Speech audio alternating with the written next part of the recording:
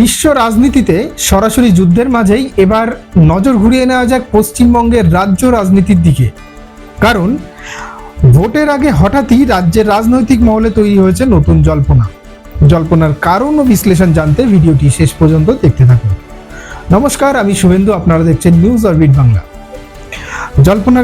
জল্পনার মূল কারণ আচমকা হঠাৎই রাজ্যপাল সিবি আনন্দ বোসের পদত্যাগ জানিয়েই রাজ্য রাজনীতিতে শুরু হয়েছে নতুন জল্পনা। পশ্চিমবঙ্গের রাজ্যপাল সিবি আনন্দ বোস হঠাৎই নিজের থেকে পদত্যাগ করেছেন। জানা গিয়েছে তিনি দিল্লি থেকে তার ইস্তফাপত্র পাঠিয়েছেন। উল্লেখযোগ্য বিষয় হলো 2022 সালের 17 নভেম্বর যখন তিনি রাজ্যপাল পদের দায়িত্বভার গ্রহণ করেন, তখন তার এই রাজ্যপাল পদের মেয়াদ ছিল 2027 সালের নভেম্বর মাস পর্যন্ত।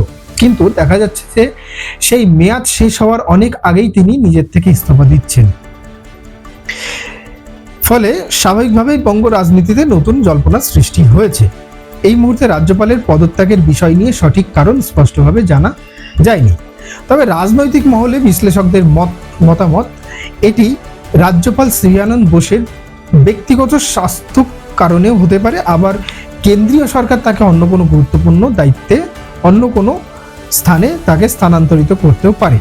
কারণ মূলত রাজ্যপাল কেন্দ্রীয় সরকারের প্রতিনিধিত্ব করে থাকেন কোনো রাজ্যে। সিবি আনন্দ বোসের পদত্যাগের পর পশ্চিমবঙ্গের অন্তর্বর্তী রাজ্যপালের দায়িত্ব নিতে পারেন RN রবি। তার পুরো নাম হচ্ছে রবীন্দ্র নারায়ণ রবি। সংক্ষেপে তার পরিচয়, তিনি 1976 ব্যাচের IPS অফিসার, CBI এর প্রাক্তন উচ্চপদস্থ কর্মকর্তা, ইন্টেলিজেন্স ব্যুরোর প্রাক্তন গোয়েন্দা কর্মকর্তা, জয়েন্ট ইন্টেলিজেন্স কমিটির প্রাক্তন চেয়ারম্যান, ভারতের প্রাক্তন ডেপুটি ন্যাশনাল সিকিউরিটি অ্যাডভাইজার। তিনি এর আগে নাগাল্যান্ড ও মেঘালয়ের রাজ্যপাল ছিলেন এবং বর্তমানে তিনি তামিলনাড়ুর রাজ্যপাল হিসেবে দায়িত্ব পালন করছে। এই সমগ্র বিষয় নিয়ে মুখ্যমন্ত্রী মমতা বন্দ্যোপাধ্যায় কি প্রতিক্রিয়া দিয়েছেন? রাজ্যপালের পদত্যাগের পর সোশ্যাল মিডিয়ায় প্রতিক্রিয়া জানিয়েছেন মুখ্যমন্ত্রী মমতা বন্দ্যোপাধ্যায়। তিনি লিখেছেন, রাজ্যপালের পদত্যাগে আমি হতবাক এবং চিন্তিত। কেন্দ্রীয় স্বরাষ্ট্রমন্ত্রী অমিত শাহ ফোন করে আমাকে এ বিষয়ে জানিয়েছেন। মুখ্যমন্ত্রী আরও অভিযোগ করেন যে রাজ্যের সঙ্গে কোনো রকম আলোচনা না করেই নতুন রাজ্যপালের নাম চূড়ান্ত করা হয়েছে। রাজ্যপালের হঠাৎ পদত্যাগের পর রাজনৈতিক মহলে নতুন রাজনৈতিক জল্পনা সৃষ্টি হয়েছে। এখন বড় প্রশ্ন, তাহলে কি বাংলায় রাষ্ট্রপতি শাসনের সম্ভাবনা তৈরি হচ্ছে?